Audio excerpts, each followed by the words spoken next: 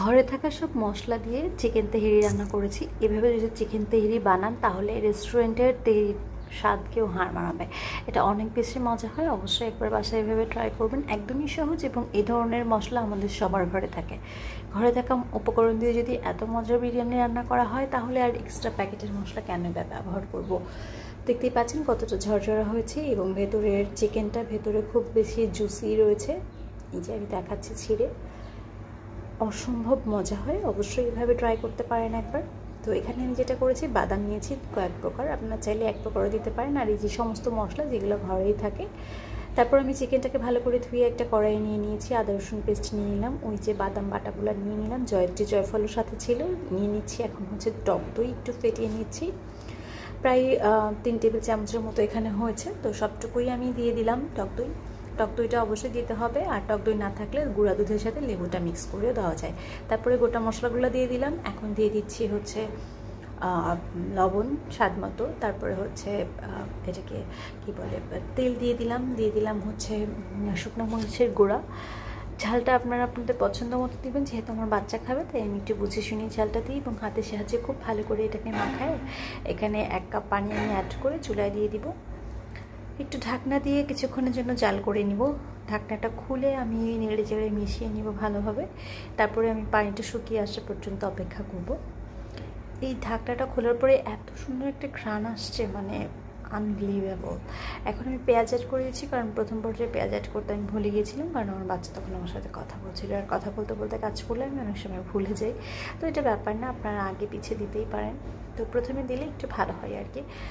যখন পানিটা এভাবে শুকিয়ে আসবে তখন আমি এখানে কিছুটা চিনি ব্যবহার করেছি এবং সাথে দিয়েছি হচ্ছে এটাকে গুঁড়া দুধটা হোটেলে কিন্তু ব্যবহার করা হয়। গুঁড়া দুধটা দিলে এটার স্বাদটা একদমই আলাদা হয় আর কি। যখন এভাবে তেল ছেড়ে দিবে মাংস থেকে, ঠিক সেই পর্যায়ে মাংসগুলোকে তুলে রাখবো, কারণ চালের সময় মাংস অনেকক্ষণ ধরে রান্না করলে অনেক সময় মাংসগুলো খুলে আসে। তো আমি এই জন্য মাংসগুলোকে তুলে রাখছি। মাংসগুলোকে তোলা হয়ে গেলে যে বাকি মশলাটা থাকবে তার মধ্যে আগে থেকেই 2 কাপ চাল আমি ধুয়ে ভিজিয়ে পানি ঝরা দিয়ে রেখে দিয়েছি, সেটাই আমি এটার মধ্যে দিয়ে দিচ্ছি এবং এটাকে আমি একটু সময় নিয়ে ভেজে নিব, যতক্ষণ না এর থেকে ফ্লেভার বের হচ্ছে এবং মশলাগুলো একদম গায়ে গায়ে লেগে না যাচ্ছে। আর আমি এটার মধ্যে 1 টেবিল চামচের মতো সরিষার তেলও ব্যবহার করেছি। সরিষার তেলটা ব্যবহার করলে স্মেলটা অনেক বেশি মানে ভালো আসে এবং হোটেলেও এই কাজটা করা হয় এবং এই জন্যই ওদের বিরিয়ানিতে বা তেহারিতে খুব সুন্দর একটা মানে স্মেল বের হয়। তো আমি না মানে এভাবে ভাজতে ভাজতে যখন একদম মানে সুন্দর একটা সুঘ্রাণ বের হয়ে গেছে তখনই আমি হচ্ছে এটাতে গরম পানি অ্যাড করে দিব। এখানে আমি প্রায়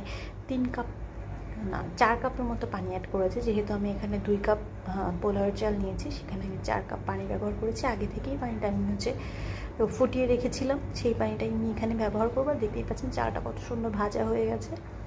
এখন এই পানিটা এখানে অ্যাড করে দিলাম। অবশ্যই গরম পানি অ্যাড করতে হবে, পোলাও বা বিরিয়ানি যেটাই রান্না করা হোক না কেন, অবশ্যই এখানে গরম পানি অ্যাড করতে হয়। যখন পানিটা একটু শুকিয়ে গেছে ঠিক সেই পর্যায়ে আমি এখানে উঠিয়ে রাখা চিকেনগুলো দিয়ে দিলাম। চিকেনগুলো দিয়ে আমি নেড়ে নিব। এই পর্যায়ে চুলার হিট হচ্ছে আমার মিডিয়ামে আছে। তারপর আমি একদম লোতে করে দিব। একদম সব কিছু যখন মেশানো হয়ে যাবে একদম লোতে রাখবো, যাতে করে নিচে থেকে ধরে না যায় আর কি। এই তো আমার মেশানো হয়ে গেছে। আমি এই পর্যায়ে এখন এখানে কাঁচামরিচ দিয়ে দেবো। কতগুলো কাঁচামরিচ দিলে এটার স্মেলটা অনেক বেশি ভালো আসে। তো এই তো আমি কাঁচামরিচ দিয়ে দিলাম। তারপর এটাকে ঢাকা দিয়ে প্রায় 30 মিনিটের মতো রান্না করব। আর এই পানিতেই আমার সব কিছু সিদ্ধ হয়ে যাবে, যেহেতু চিকেনটা আগে থেকে সিদ্ধ করা এবং রান্না করা। তো এটার জন্য আর কোনো ঝামেলা পোহাতে হবে না। এখন আমি ঢাকনা দিয়ে এটাকে রেখে দিচ্ছি 30 মিনিটের জন্য। 30 মিনিট পরে আপনাদেরকে দেখাচ্ছি, তবে এর মধ্যে আমি একবার নেড়ে দিয়েছিলাম, আপনারা চাইলে এটা নেড়ে দিতে পারেন। আমি 30 মিনিট পরে আপনাদেরকে আবার দেখাচ্ছি যে কত সুন্দর পারফেক্টলি আমার বিরিয়ানিটা রান্না করা হয়ে গেছে।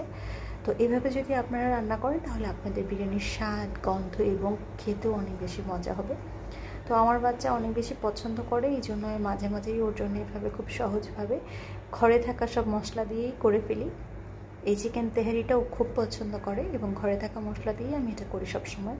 বাইরের মশলাটা ব্যবহার করি না এবং আমি গোটা মশলা দিয়ে সবসময় করি। এতে করে না আমার কাছে এটা ঝাঁঝ গন্ধটা মানে একটু আলাদা টাইপ হয়, আলাদাভাবে আসে। তো যেহেতু আমার বাচ্চাও এটা খেতে পছন্দ করে এবং আমারও অনেক ভালো লাগে এবং রান্না করাটাও সহজ, তাই আমি এই পদ্ধতিটাই সবসময় রান্না করি। তো আপনারাও একবার ট্রাই করতে পারেন, এটা অনেক বেশি মজা হয়। দেখতেই পাচ্ছেন যে কতটা ঝরঝরা হয়েছে, একদম চুলার উপর থেকেই আমি আপনাদেরকে দেখাচ্ছি। এটা নামালে আরও বেশি ঝরঝরা হবে। তো এই ছিল আজকের রেসিপি। ভালো লাগলে লাইক কমেন্ট শেয়ার করবেন। দেখা হবে অন্য কোনো ভিডিওতে। সেই পর্যন্ত সবাই ভালো থাকুন।